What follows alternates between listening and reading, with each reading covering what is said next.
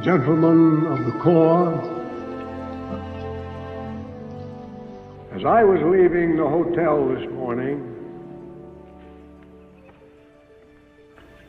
a doorman asked me, "Where are you bound for, General?" And when I replied West Point, he remarked, "Beautiful place. Have you ever been there before?"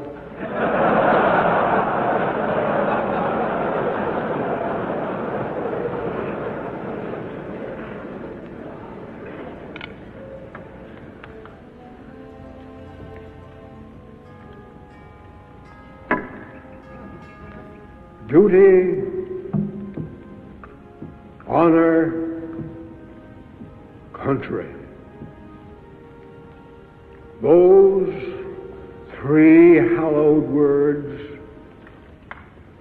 reverently dictate what you ought to be, what you can be, what you will be. They are your rallying points to build courage when courage seems to fail, to regain faith when there seems to be little cause for faith, to create hope when hope becomes forlorn. The unbeliever will say they are but words, but a slogan, but a flamboyant phrase. But these are some of the things they do. They build your basic character. They mold you for your future roles as the custodians of the nation's defense. They make you strong enough to know when you are weak and brave enough to face yourself when you are afraid.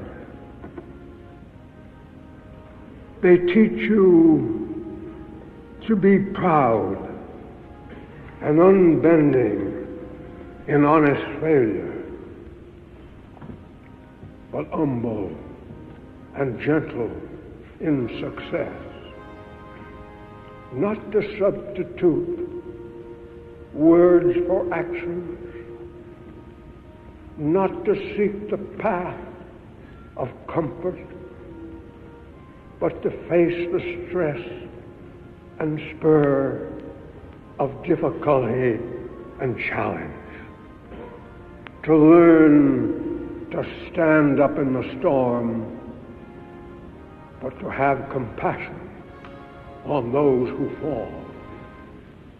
To master yourself before you seek to master others.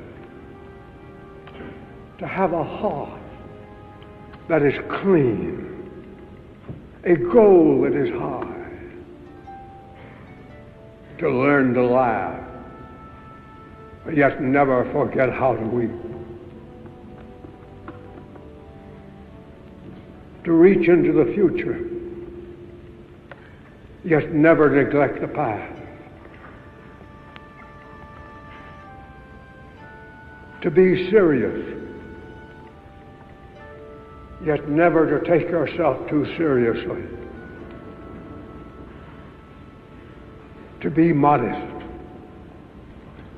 so that you will remember the simplicity of true greatness, the open mind of true wisdom, the meekness of true strength.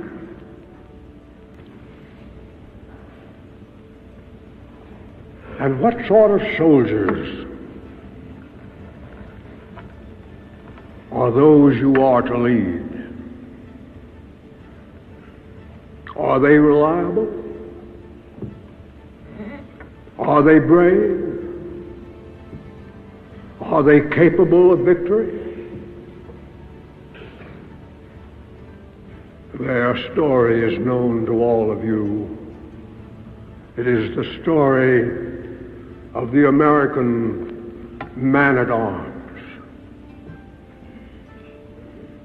My estimate of him was formed on the battlefield many, many years ago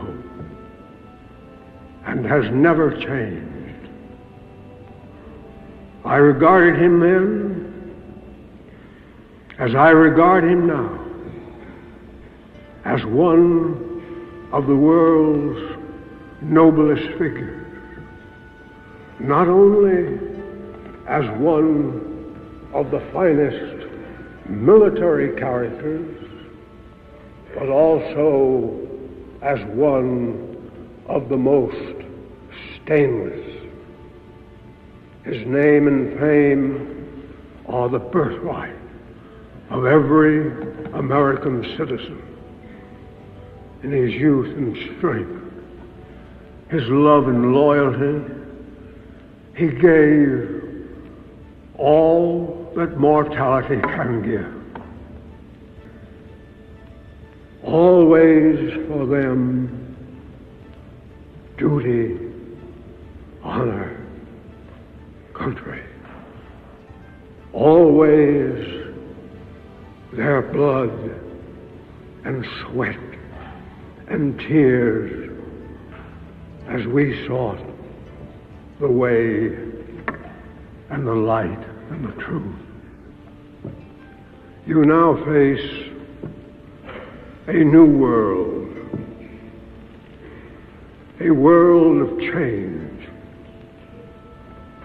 The thrust into outer space of the satellite spheres and missiles mark the beginning of another epoch in the long story of mankind. In the 5 or more billions of years the scientists tell us it has taken to form the earth, in the 3 or more billion years of development of the human race, there has never been a more abrupt or staggering evolution. We deal now not with things of this world alone, but with the illimitable distances and as yet unfathomed mysteries of the universe. We are reaching out for a new and boundless frontier. And through all this welter of change and development, your mission remains fixed, determined, inviolable. It is to win our wars. Yours is the profession of arms, the will to win, the sure knowledge that in war there is no substitute for victory, that if you lose, the nation will be destroyed, that the very obsession of your public service must be duty, honor, country. You are the leaven which binds together the entire fabric of our national system of defense. From your ranks come the great captains who hold the nation's destiny in their hands the moment the war tocsin sounds. A long gray line has never failed us. Were you to do so, a million ghosts in olive drab, in brown khaki, in blue and gray would rise from their white crosses, thundering those magic words: duty, honor, country. The shadows are lengthening for me. The twilight is here. My days of old have vanished. Tone and tint, they have gone glimmering through the dreams of things that were. Their memory is one of wondrous beauty, watered by tears and coaxed and caressed by the smiles of yesterday. I listen vainly, but with thirsty ear, for the witching melody of faint bugles blowing reveille, of far drums beating the long roll. In my dreams, I hear again the crash of guns, the rattle of musketry, the strange, mournful mutter of the battlefield.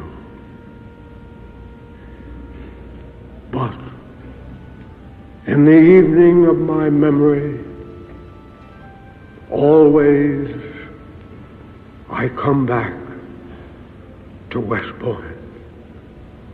Always there echoes and re-echoes duty, honor, country.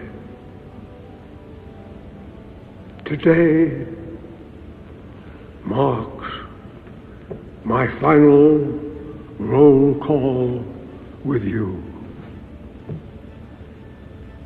But I want you to know that when I cross the river,